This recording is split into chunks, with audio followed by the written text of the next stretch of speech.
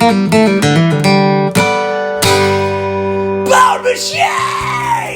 It was finally the day of the art show, March 29th, 2026.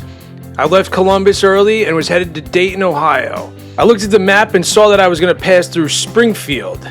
The only thing I knew about Springfield was this. In Springfield, they're eating the dogs, the people that came in. They're eating the cats. They're eating the pets of the people that live there.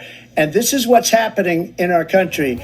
With an endorsement like that, you know I had to go see Springfield. Now, was I skeptical that there are people eating dogs and cats there? Of course. But, like everything Trump says, usually there's one tiny grain of truth smothered by a mound of bullshit. So, I figured I'd go see Springfield, see if the dogs and cats were getting eaten, or at least find out what the hell was going on.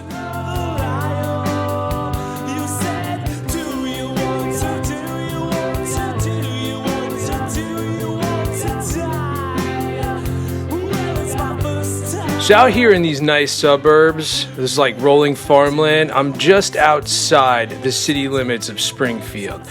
As you get closer, it starts to get more and more dilapidated and run down. And right here is when you cross over into the city of Springfield. Boom. Now we're here.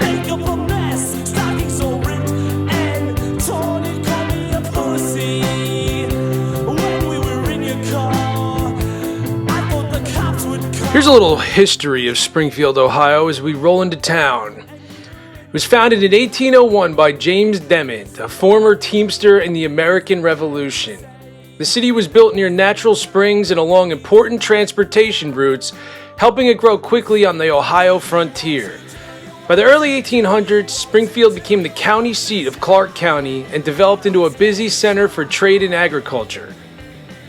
During the 19th century, Springfield transformed into one of Ohio's great manufacturing cities.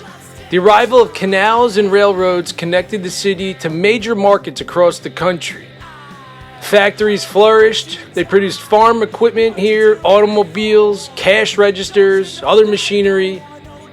Companies like International Harvester and Crowell Collier Publishing brought jobs and national attention. By the early 1900s, Springfield was known as the industrial powerhouse with a growing middle class. Look at these old beautiful homes. Had theaters downtown and thriving businesses down there, which you will see soon. You can see by the size of these houses that there was a lot of money here. I think I need to do a video on the canals because these highways, these canal highways, are completely forgotten, but you pass over them constantly. And the fact that human beings were able to dig these highways and allow the transportation of goods across this country over mountains and stuff, and then they were immediately obsolete by the railroads is insane. Springfield played an important role in innovation, became a leader in agricultural technology, and helped modernize farms across America. Its industries attracted immigrants and workers from all backgrounds. You had Polish communities, Spanish communities, Italian communities, Jewish communities, diverse neighborhoods with strong senses of community. You could see it in the old churches. But like many of these Midwest manufacturing towns and cities, Springfield faced serious challenges after World War II.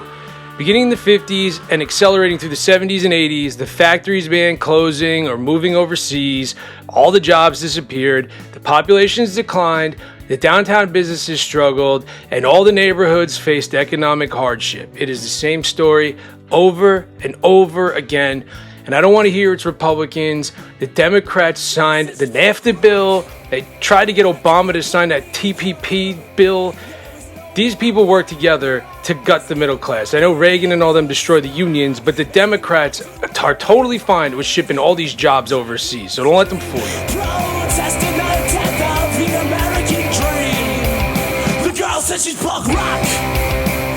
Crime has obviously become a major concern. Springfield has struggled with high rates of violent crime, property crime, drug activity, and gun violence. The FBI crime statistics have shown violent crime rates significantly above both Ohio and national averages in the last couple of years.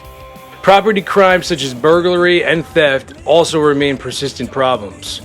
Of course, this all comes with a lack of jobs and then the middle class and anybody with money leaving the city. So Springfield's population continues to steadily decline, the incomes keep dropping, and the poverty keeps increasing. A report I read noted that the city saw one of the sharpest income declines in the country between 1999 and 2014.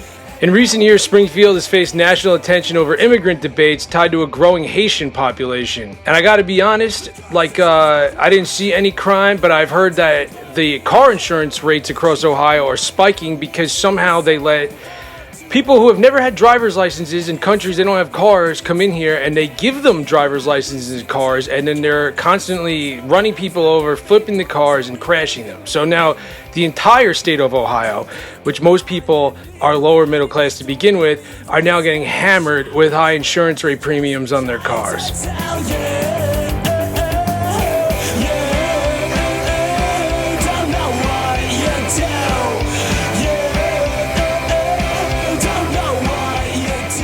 Today, Springfield reflects the complicated story of many former industrial cities in this country. A place shaped by economic decline, poverty, and crime. But as usual, there are community members banding together. There are nonprofits working to get money back into the community and rebuild these houses. And I hope they do, because this is a beautiful city. The bones are here, the houses are here, the downtown infrastructure is sick. Something's got to change in this country, man. We keep voting, nothing happens. We need to start killing.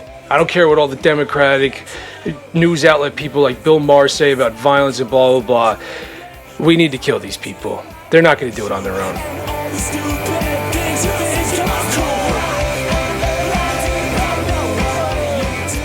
I guess I should note, just for the record, that I didn't see a single dog or cat get eaten in the 12 minutes that I was in Springfield, Ohio. So if I didn't see it, I doubt very highly the President of the United States saw it.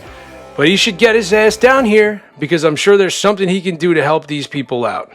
That'll never happen, though. All right, onwards to Dayton for the art show tonight. It's gonna kick ass. I can't wait.